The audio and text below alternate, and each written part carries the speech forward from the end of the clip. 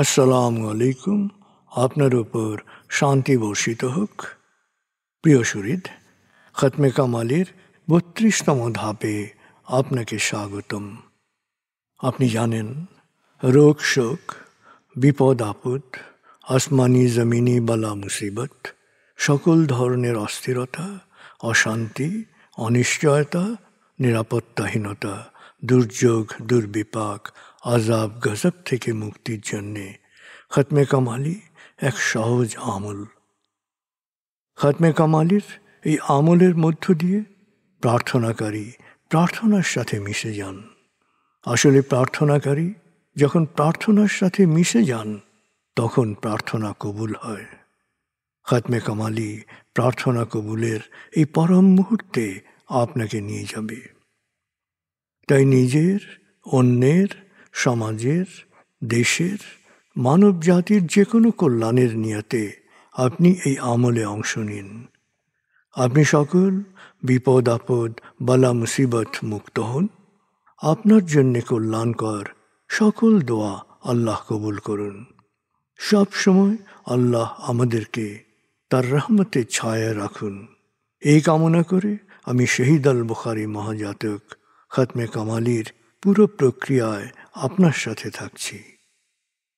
আসুন এবার আমরা ডুবে যাই সত্যের গভীরে।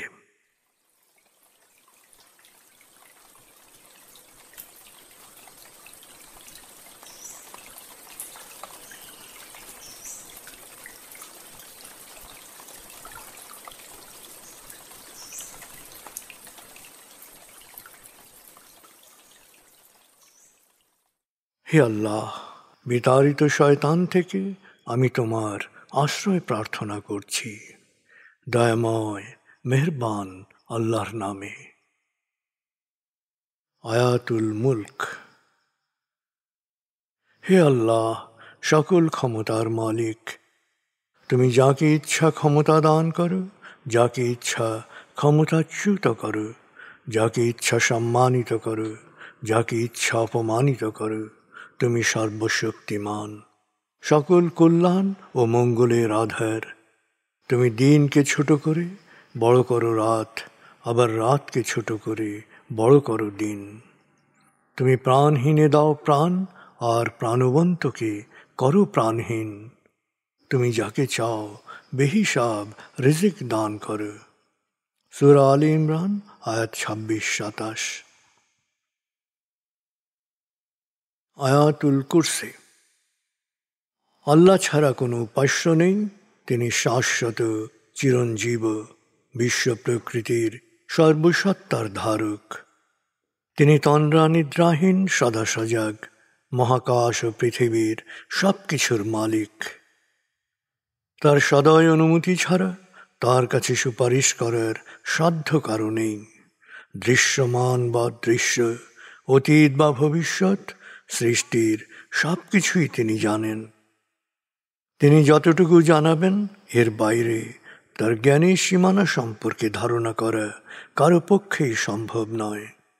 তার আসন, তার কর্তৃত্ব পৃথিবী ও নভমণ্ডলের সর্বত্র বিস্তৃত, আর তার সংরক্ষণে তিনি অক্লান্ত। তিনি সর্বোচ্চ, সুমহান। সূরা বাকারা আয়াত ২৫৫।